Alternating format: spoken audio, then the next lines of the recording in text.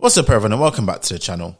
Now today in this video I just wanted to do a follow-up from the Greg Clark interview and discuss something which hasn't been discussed and has been left off because of the mistake, which I do believe was a mistake, and I won't go into it because I did do a video on this already which you can view for yourself, which has now forced him to step down from his current role.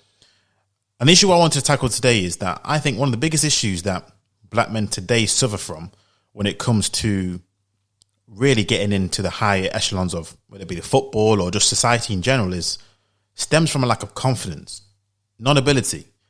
Now, in the interview that Greg Clark, he was discussing diversity in the FA as a whole in terms of different departments, but it also got me thinking of football as a whole, because one of the discussions that gets brought up quite often is where are the black managers in football?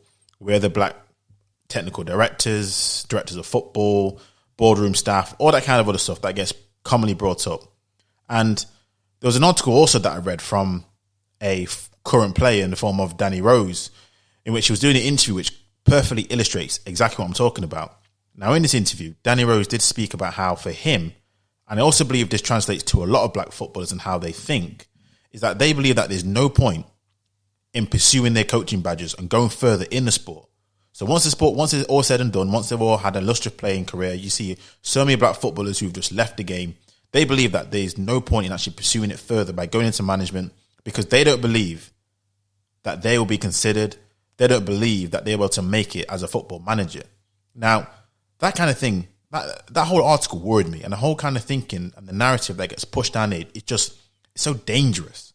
And it's one of the things which for me, it causes a lot of stunted growth from a lot of black men and black people who are very talented, but because they have a lack of confidence in their ability to go and rise to the top, it stops them from achieving it. Because even when I speak to black men in sort of my area, in my workplace, and when I ask them about, how come we didn't apply for this role? And it's like, well, I applied for this role once and I didn't get it and all this kind of other stuff. And it's that lack of confidence to keep going and keep going and keep going. Because a lot of times I think they don't believe that they can make these certain levels. And a lot of black people, they seem to check out and accept that either they only make it to a certain level or don't even worry about it. I won't even try. Again, like Danny Rose, he's not even going to try and even, take his coaching badges and just see exactly what happens, because in his mind, he's already checked out. And once your mind is checked out, it doesn't even matter what you actually do, because your mind is already convinced yourself, you're not going to get the job. You're not going to get the role. Therefore, you have a mental blockage, which causes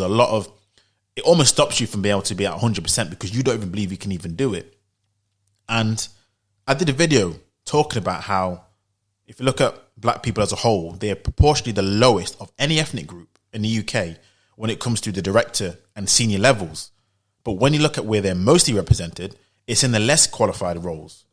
And again, because of the narratives that get spun, because of these sort of articles and some of the misplaced thinking processes, in my head, this is what causes these things where they won't even try. And you're not going to be able to make it anyway or do anything in life if you don't try. Because when we talk about football, there are black football managers in football. There may not be a lot, but let's look at examples of Nuno Espirito Santos, Chris Houghton, Chris Powell, Sol Campbell, even Patrick Vieira. There are examples of managers who are black. Even in the past, like Paul Ince was a manager at one time, Jimmy Ford, Hasselbank. Now, I'm not going to say that they're a plethora of black managers. I'm not going to say that. But if most footballers who are now ex-footballers have that opinion, have that mindset of Danny Rose, which they don't even take their coaching badges, which means there's not going to be a great pool of black managers and a great talent pool of black managers to begin with, then it just becomes a situation where it's like a self-fulfilling prophecy, because you don't believe you can do it. Therefore, you're not going to try and even achieve it. Therefore, you're not going to see it because you guys don't want to even try and get over that hurdle that you think is already there.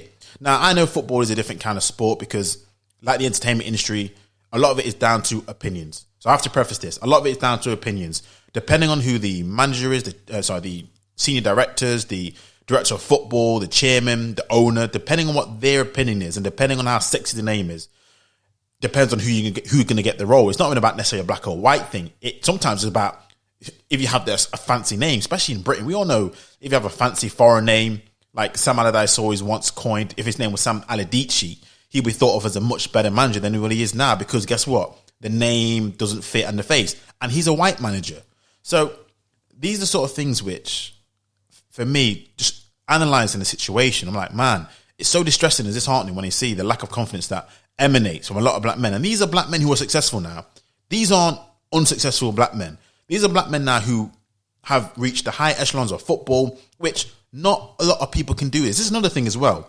What they've achieved already is more than what majority, like 99% of anyone who wants to achieve can achieve in a game of football, because they're like the 0.001%. If you look at the entirety of how many people play football, how many people are signed up to the game, they're the small percentage of people who actually make it through. But yet they still can't believe that they can make it through to another position, which, I'm sorry, is like a revolving door, which new talent comes in, new talent comes out. But that's what seems to be the case. But you can't let that notion of this will never happen as a reason why you won't try, because it does look weak. And this is another thing, it makes black men look weak, even though I know it's not trying to come from a place of weakness, but it does look weak. So my message on this, the last thing, is just to keep on trying, because some of the most successful people in life have had massive failures and had to go through routes and other areas which people didn't go down. You know, you have successful managers like Jose Mourinho. He wasn't the classical former player who had a great career, etc., and he had to go down a different route. And sometimes it may even look as a harder route. You may have to go down to a lower position just to get into your foot in the door. You may have to go to a lower team somewhere where you may not want to go to, but this is what you may have to do to get your name in the door, get your talent shown, and your ability to be out there. You have to believe in yourself, because again, you're the only person who can believe in yourself more than anyone else can. No one else can do it for you. You have to do it for yourself.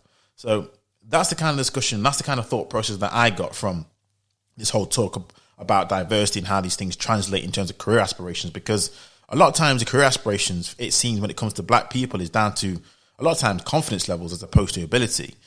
But that's what I wanted to say today. And thanks for listening. Let me know your thoughts in the comment section. Until next time, I'm out.